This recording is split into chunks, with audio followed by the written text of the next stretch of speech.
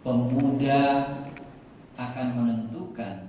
Pemuda memiliki peran yang begitu krusial dalam penentuan nasib bangsa dan negara.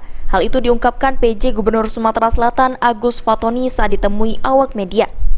Menurut Agus Fatoni, jumlah pemuda saat ini cukup besar sebanyak 24%, sehingga pemuda menentukan arah politik khususnya menjelang pemilu 2024 ini.